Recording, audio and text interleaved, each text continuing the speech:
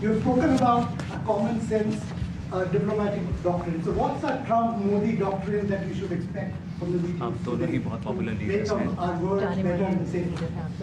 Well, I think more than anything else will be the unity. We have great unity. We have great friendship, he and I and our countries. And I think it's only going to get closer. But it's very important that we remain united as countries. We're friends and we're going to stay that way. How are you going to fight China if you're going to be tough with India on trade? How are you going to beat China then? We're in very good shape to beat anybody we want, but we're not looking to beat anybody. We're looking to do a really good job. We've done a fantastic job for the American people. We had a great 4 years, and we were interrupted by terrible administration, absolutely terrible. They didn't know what they were doing, and now we're putting it back together, and I think it's going to end up being much stronger than it was before, even much stronger than it was before.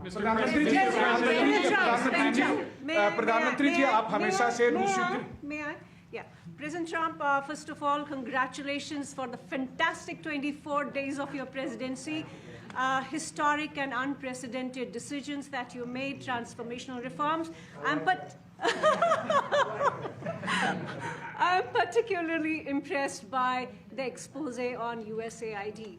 And I would like you to share with us if you think USAID had a role in election interference in the US in 2020 and Indian elections in 2024.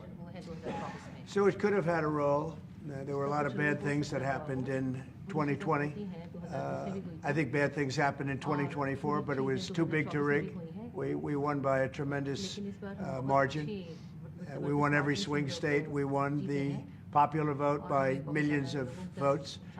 So it was too big to rig. But yeah, I think they probably tried. We're looking to go to a system now much different, where one-day voting, voter ID, and we have to do that. And paper ballots. We want paper ballots.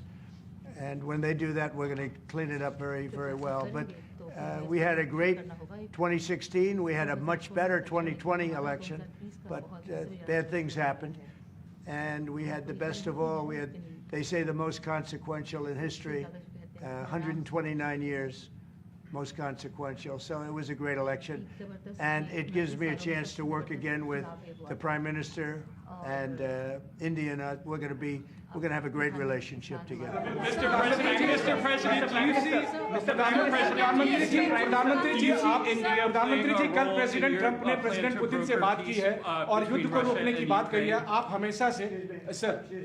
Do you see India playing a role in your plan to broker a peace in Ukraine? And if I could ask you about a development in your hometown today, the U.S. attorney has resigned over the DOJ's request to drop the case into Eric Adams.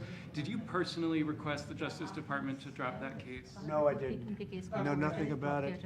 I did not.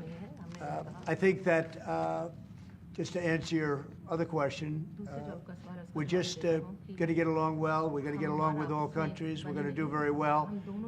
We're going to be doing, I think, record business, record numbers. And we're going to work with India also. We have some very big trade deals to announce in the very near future. प्रधानमंत्री जी कल president Trump ने president Putin से बात की है. आप दुनिया के अकेले ऐसे लीडर हैं जिन्होंने प्रेसिडेंट पुतिन से मीटिंग की है, प्रेसिडेंट जेलेंस्की से मीटिंग की है, पहले प्रेसिडेंट बाइडेन से मिले और अब प्रेसिडेंट ट्रंप से मिले. आपको लग रहा है कि जिस शांति की बात आप करते आए थे उसमें अब भारत रूस और यूक्रेन को युद्ध खत्म कराने के लिए अमेरिका के साथ मिलकर कोई नया रास्ता बना सकता है? और दूसरा, प्रेसिडेंट ट्रंप भारत आने वाले हैं, प्रेसिडेंट पुतिन भारत आने वाले हैं, तो क्या भारत भूमि से शांति का संदेश जा सकता है? And Mr. President, what you would like to say about the Bangladesh issue, because we saw and it is evident that how the deep state of United States was involved to regime change during the Biden administration. Then Muhammad Yunus made Junior Soros also. So what is your point of view about the Bangladesh? And what is the role that the deep state played in the situation in Bangladesh? Well, there was no role for our deep state. It was, this is something that the Prime Minister has been working on for a long time and has been worked on for hundreds of years, frankly. I've been reading about it. But I will leave Bangladesh to the Prime Minister. जहाँ तक रूस और Ukraine के बीच का लड़ाई का सवाल है,